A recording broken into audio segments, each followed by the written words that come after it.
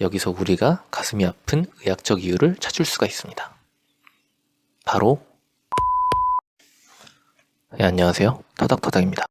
오늘부터 본격적으로 의학적인 내용들도 영상으로 다뤄볼까 하는데요.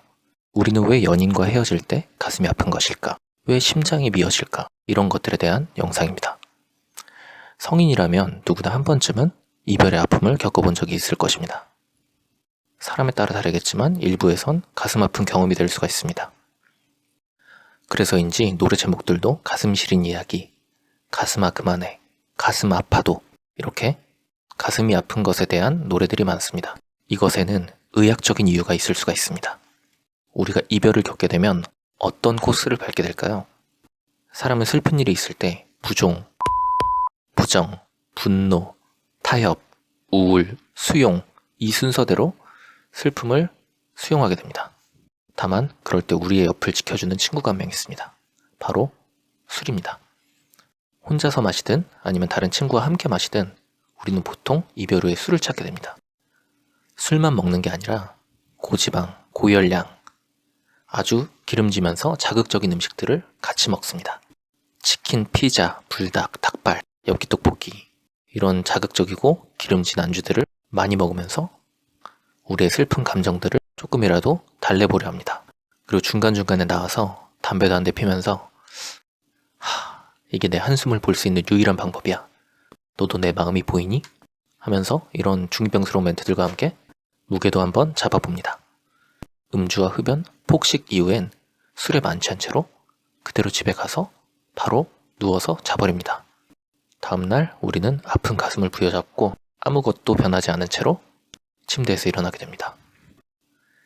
여기서 우리가 가슴이 아픈 의학적 이유를 찾을 수가 있습니다. 바로 위산입니다. 우리가 흔히들 역류성 식도염이라고 말하는 위식도 역류 질환은 굉장히 흔한 질환인데요. 위 내용물이 식도로 역류하게 되면서 불편한 증상 및 합병증들을 일으키는 질환을 일컫는 말입니다. 이 위식도 역류 질환의 75%에서 발견되는 아주 흔한 증상으로는 바로 가슴 통증이 있습니다. 영어로는 하트번이라고 합니다. 이름부터 아주 강력합니다.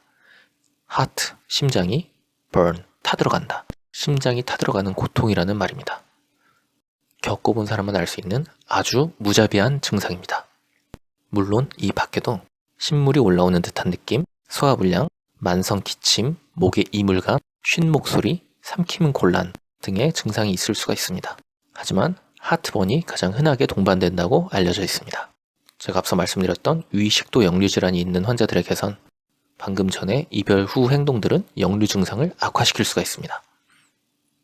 물론 이럴 때 가장 권고되는 치료는 의사 선생님들을 찾아가서 약물 치료를 하는 것이 가장 권고되는 사항입니다. 하지만 우리가 병원에 가지 않고도 증상 개선이나 예방에 도움을 줄 수 있는 방법들이 있습니다. 바로 생활습관 교정입니다.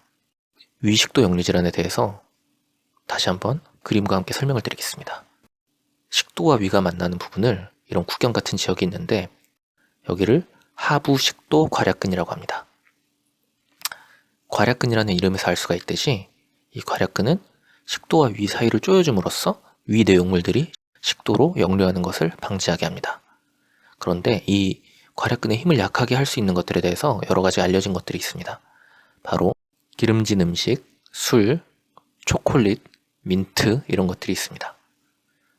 그리고 담배를 피는 것, 흡연 또한 이 식도 괄약근의 기능을 약하게 할 수가 있습니다. 당연히 이런 것들을 피해주는 것이 예방, 증상 개선 등에 도움을 줄 수가 있습니다. 또 우리가 지하철이 꽉 차면은 사람들이 삐져나오는 것처럼 위 내용물들이 과식이나 폭식으로 인해서 너무 넘쳐나게 되면은 식도로 역류하게 할 수가 있습니다. 그래서 적절한 식사량을 유지하는 것도 도움이 됩니다. 그리고 식후에 바로 눕게 된다면 위에 있는 음식물들이 위 다음 단계인 장, 또 그 밑으로 내려가지 못한 상태이기 때문에 역류 증상이 심해질 수가 있습니다. 그러니 식후에 바로 눕거나 취침 전에 야식을 먹는 등의 행위는 피하는 것이 좋습니다. 그리고 상체를 약간 높게 유지함으로써 위 내용물들이 내려가는 데에 중력의 도움을 받도록 하는 방법도 있습니다. 위보다 식도나 머리가 지면에서부터 더 높게 있다면 당연히 중력의 역행에서 역류하는 것이 어렵기 때문에 상체를 약간 높게 해서 자는 것이 도움이 됩니다. 그렇다고 목만 높게 하는 것은 경추 건강에 좋지 않으니까 피해 주셔야 합니다. 그리고 증상이 심해지면 다른 질환과의 감별도 필요하고 약물 치료도 필요할 수 있으니 꼭 가까운 병원이나 의원에 내원해서 의사 선생님과 상담이 필요합니다. 이렇게 간단하게 우리가 이별하면 겪을 수 있는 가슴 아픈 증상들에 대해서 위 식도 역류 질환과 연관지어서 한번 알아보았습니다. 이제는 이별했다고 밤에 과음하고 기름진 안주로 폭식하고 담배 피고 바로 쓰러져 자는 나쁜 습관은 우리의 이별의 아픔을 더 가중시키는 잘못된 습관입니다. 그러니 이런 제가 말씀드린 것들은 피해 주시는 게 좋습니다.